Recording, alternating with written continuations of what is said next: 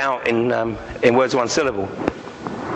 So the Déchet legislation is a ring fence around this for the US, but as soon as the EU capitulates, the way the World Trade Organization operates is that if they've got a template in place in the EU, they can then say to every other part of the world, this is what you now have to do. And if you don't do it, we're going to start fining you.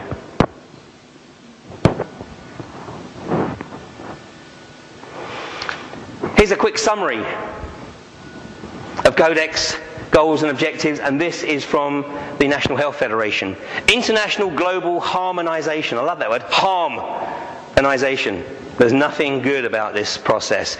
Abolition of organic farming through the abolition of labelling, introduction of GM food and livestock, removal of all ingredient labelling, and restriction of all natural remedies, to include all supplements, herbs, vitamins, minerals, homeopathic remedies, flower remedies, etc., etc.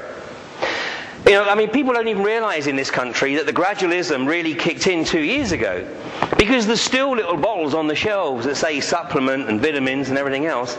But get a bottle that is pre-2005 and get a current bottle and look at the dosage.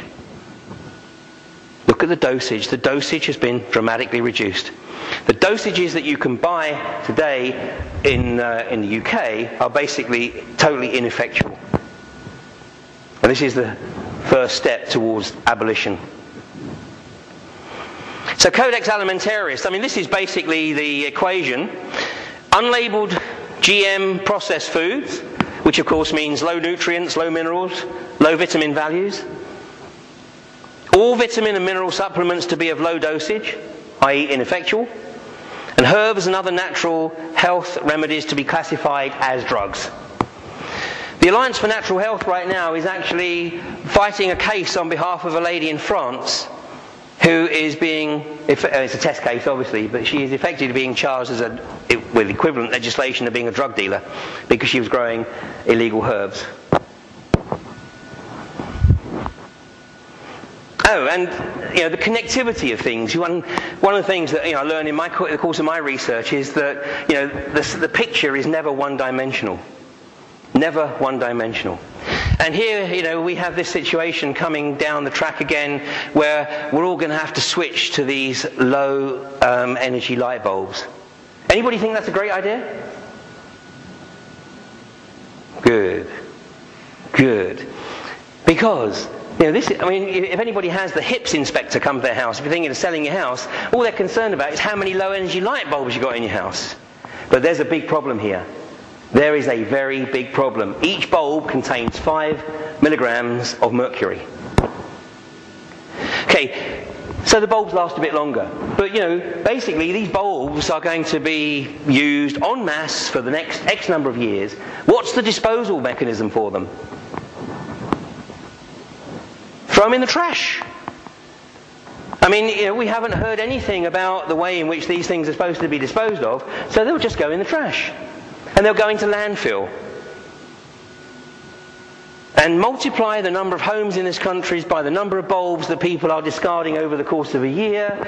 It's going into landfill. Okay, it's not quite as bad as depleted uranium, but it ain't far off in the long term. We're poisoning the frickin' water supply with things that are being sold to us on the basis of, it'll help fight global warming. And that construct of the Club of Rome from 1991. It is going to impact on the quality of food.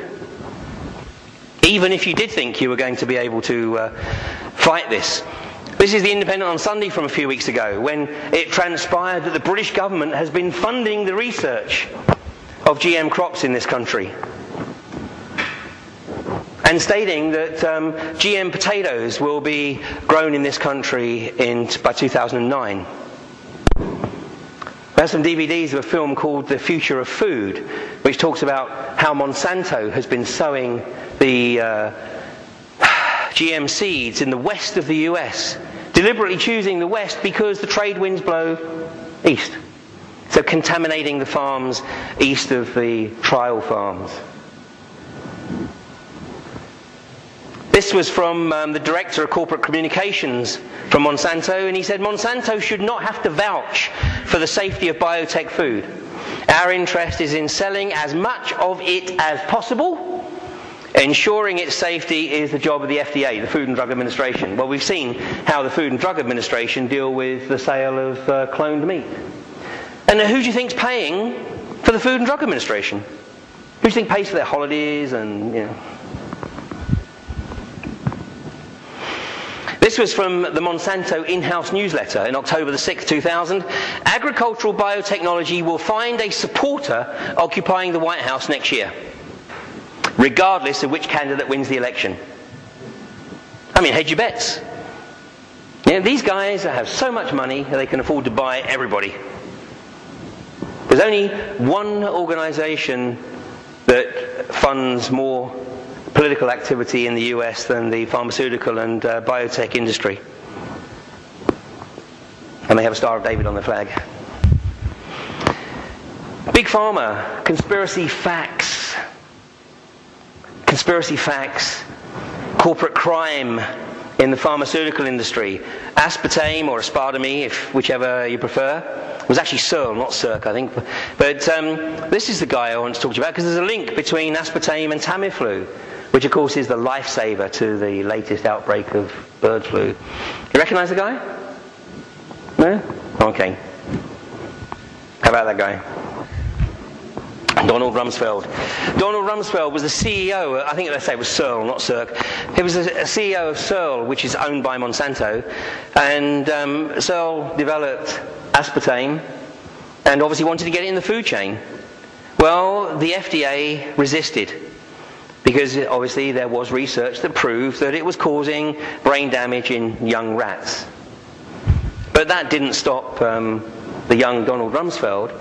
And as soon as Reagan was appointed president, he made sure, because he financed Reagan's campaign, he made sure that Reagan removed the head of the FDA, and a few months later the new head of the FDA approved the use of aspartame in the food chain.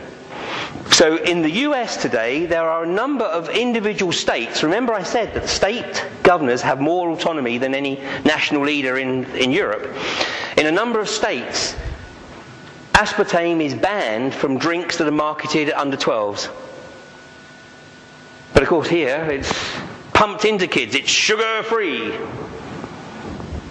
But it causes brain cancer in young rats. And Tamiflu.